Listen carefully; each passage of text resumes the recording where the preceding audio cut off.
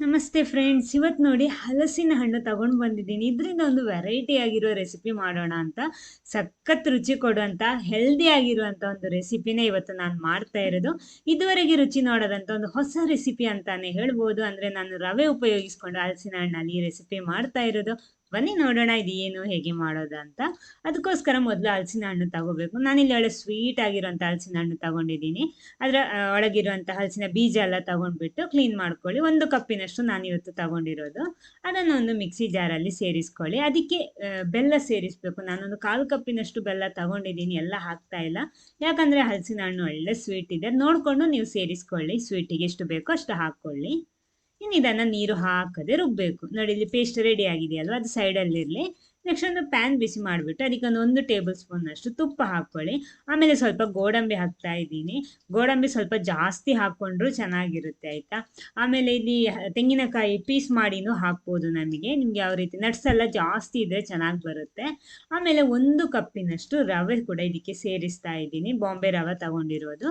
ಇದನ್ನ ಮೊದಲು ಚೆನ್ನಾಗಿ ಹುರ್ಕೊಳ್ಳಿ ತುಪ್ಪದಲ್ಲೇ. ಒಂದು ಅರ್ಧದಷ್ಟು ಇದು ಹುರಿಬೇಕು. ಆಮೇಲೆ ಇದಕ್ಕೆ ಒಂದು ಅರ್ಧ ಕಪ್ ತೆಂಗಿನ ತುರಿ ಕೂಡ ಸೇರಿಸ್ಕೊಳ್ಳಿ. ಇನ್ನೆರಡು ಕೂಡ ಜೊತೆಗೇನೆ ಚೆನ್ನಾಗಿ ಹುರ್ಕೊಂಡ್ರೆ ಆಯ್ತು. ಒಳ್ಳೆ ಕಲರ್ ಸ್ವಲ್ಪ ಚೇಂಜ್ ಆಗಿ ಬರುತ್ತೆ ಚೆನ್ನಾಗಿ ಹುರಿಯುವಾಗ. ಆಮೇಲೆ ಸ್ವಲ್ಪ ಉಪ್ಪು ಕೂಡ ಸೇರಿಸ್ಕೊಳ್ಳಿ, ಒಂದು ಟೇಸ್ಟ್ ಬ್ಯಾಲೆನ್ಸ್ ಆಗೋದಕ್ಕೋಸ್ಕರ.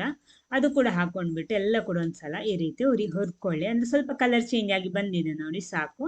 ಇನ್ನು ಇದನ್ನ ಸ್ಟವ್ ಆಫ್ ಮಾಡ್ಬೋದು. ನನಗೆ ಕರೆಕ್ಟ್ ಆಗಿದೆ ಇವಾಗ, ಸಾಕು. ಸ್ಟವ್ ಆಫ್ ಮಾಡಿಬಿಟ್ಟು ಇದನ್ನೊಂದು ಮಿಕ್ಸಿಂಗ್ ಬೌಲಿಗೆ ಹಾಕ್ತಾ ಇದ್ದೀನಿ.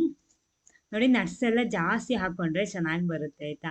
ನೋಡಿ, ಇವಾಗ ನಾವು ಗ್ರೈಂಡ್ ಮಾಡಿಟ್ಟಿರುವ ಪೇಸ್ಟ್ ಇದೆಯಲ್ವಾ, ಅದನ್ನೆಲ್ಲ ಕೂಡ ಇದಕ್ಕೆ ಸೇರಿಸಬೇಕು. ಕಲರ್ ನೋಡಿ ಚೆನ್ನಾಗಿ ಬಂದಿದೆ. ಎಲ್ಲ ಕೂಡ ಹಾಕ್ಕೊಳ್ಳಿ. ನಾನು ಹೇಳಿದ್ದೀನಿ, ಇವಾಗ ನಾನು 1 ಕಪ್ ರವೆಗೆ 1 ಕಪ್ ಹಲಸಿನ ಹಣ್ಣು ತಗೊಂಡಿರೋದು. 1 ಕಪ್ಪಿಗೆ 2 ಕಪ್ಪಿನ ತನಕ ಹಲಸಿನ ಹಣ್ಣು ಬೇಕಿದ್ರೂ ಉಪಯೋಗಿಸ್ಬೋದು, ನಿಮಗೆ ಜಾಸ್ತಿ ಫ್ಲೇವರ್ ಬೇಕು ಅಂತ ಇದ್ರೆ. ನೋಡಿ, ಈ ರೀತಿ ಫುಲ್ಲಾಗಿ ಒಂದ್ಸಲ ಮಿಕ್ಸ್ ಮಾಡ್ಕೊಳ್ಳಿ.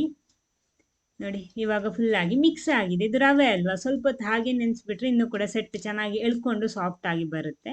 ಅದ ಕಾರಣ ಸ್ವಲ್ಪ ಹೊತ್ತು ಹಾಗೆ ನಾನು ಇದನ್ನು ಮುಚ್ಚಿಡ್ತಾ ಇದ್ದೀನಿ. ಒಂದು 5ರಿಂದ 10 ನಿಮಿಷ ಅಷ್ಟೇ, ಜಾಸ್ತಿ ಏನು ಬೇಡ. ಮುಚ್ಚಿಡ್ತಾ ಇದ್ದೀನಿ. ಅಷ್ಟೊತ್ತಿಗೆ ನಾನಿಲ್ಲಿ ಬಾಳೆ ಎಲೆ ಎಲ್ಲ ರೆಡಿ ಮಾಡ್ಕೊಂಡಿದ್ದೀನಿ. ನೋಡಿ, ಈ ರೀತಿ ಉದ್ದ ಉದ್ದಕ್ಕೆ ಕಟ್ ಮಾಡ್ಕೊಂಡಿದ್ದೀನಿ. ಅದು ಬಾಡಿಸಿ ಕೂಡ ರೆಡಿ ಮಾಡಿಟ್ಟಿದ್ದೀನಿ. ನೋಡಿ, ಇದನ್ನು ಈ ರೀತಿ ಫೋಲ್ಡ್ ಮಾಡ್ಕೊಳ್ಳಿ. ಇಲ್ಲಿ ಯಾವ ಮೆಥಡ್ ಕೂಡ ಉಪಯೋಗಿಸ್ಬೋದು, ಇದೇ ರೀತಿ ಮಾಡ್ಬೇಕಂತೇನಿಲ್ಲ. ನಾನು ಒಳ್ಳೆ ಶೇಪ್ ಕೊಡೋದಕ್ಕೋಸ್ಕರ ನೋಡಿ, ಬಾಳೆ ಎಲೆಯಲ್ಲಿ ಜಸ್ಟ್ ಅದರ ಎಂಡನ್ನು ಜಸ್ಟ್ 2 ಸಲ ಫೋಲ್ಡ್ ಮಾಡಿಬಿಟ್ಟು ಒಂದು ಟ್ರಯಾಂಗಲ್ ಶೇಪ್ಗೆ ಮಾಡ್ತಾ ಇರೋದು. ಅಷ್ಟೊತ್ತಿಗೆ ನೋಡಿ, ರವೆ ಎಲ್ಲ ಚೆನ್ನಾಗಿ ಸಾಫ್ಟ್ ಆಗಿ ಬಂದಿದೆ. ಇವಾಗ ಹಲಸಿನ ಹಣ್ಣು ಮತ್ತು ರವೆ ಮಿಕ್ಸ್. ಇನ್ನು ಇದ್ರೊಳಗಡೆ ಇದನ್ನು ತುಂಬಿಸ್ಬೇಕು. ಹಾಗೆ ಬೇಕಿದ್ರು ಬಾಳೆ ಎಲೆಯಲ್ಲಿ ಫೋಲ್ಡ್ ಮಾಡಿ ರೆಡಿ ಮಾಡ್ಬೋದು. ಇದು ಸ್ವಲ್ಪ ಶೇಪ್ ಕೊಡುತ್ತೆ, ಚೆನ್ನಾಗಿರುತ್ತೆ, ನೋಡೋದಿಕ್ಕೂ ಚೆನ್ನಾಗಿರುತ್ತೆ. ಸಣ್ಣ ಸಣ್ಣ ಪೀಸ್ ಎಲೆ ಕೂಡ ಸಾಕಾಗುತ್ತೆ ಇದಕ್ಕೆ, ದೊಡ್ಡ ಪೀಸ್ ಬೇಡ ಇದಕ್ಕೆ. ನೋಡಿ, ಈ ರೀತಿ ಹಾಕ್ಕೊಂಡ್ಬಿಟ್ಟು ನಾವು ಫೋಲ್ಡ್ ಮಾಡ್ಕೊಂಡಿದ್ದೀವಲ್ವ 2 ಬದಿ, ಅದರ ಒಳಗಡೆ ಈ ರೀತಿ ಹಾಕ್ಕೊಂಡ್ಬಿಟ್ಟು ಮೇಲ್ಗಡೆಯಿಂದ ಪುನಃ ಇದನ್ನು ಕೆಳಗಡೆಗೆ ಈ ರೀತಿ ಮಾಡಬೇಕು. ನೋಡಿ, ಅವಾಗ ಕರೆಕ್ಟ್ ಟ್ರಯಾಂಗಲ್ ಶೇಪ್, ನಮ್ಗೆ ಸಮೋಸ ಶೇಪ್ ಇದೆಯಲ್ವ, ಆ ಶೇಪಲ್ಲಿ ಬರುತ್ತೆ ಇದು. ಇದನ್ನು ಸೈಡಿಗೆ ಫೋಲ್ಡ್ ಮಾಡ್ಕೊಳ್ಳಿ. ಎಕ್ಸ್ಟ್ರಾ ಇರೋದು ಬೇಕಿದ್ರೆ ಕಟ್ ಮಾಡಿ ತೆಗಿಬೋದು. ನೋಡೋದಕ್ಕೆ ಚೆನ್ನಾಗಿ ಬೇಕು ಅಂತ ಇದ್ರೆ ಆ ರೀತಿ ಕಟ್ ಮಾಡಿ ತೆಗಿಬೋದು. ಇನ್ನು ಸ್ವಲ್ಪ ಅದನ್ನು ಸ್ಪ್ರೆಡ್ ಮಾಡಿಕೊಂಡ್ರೆ ಕರೆಕ್ಟ್ ಬರುತ್ತೆ ಅದು.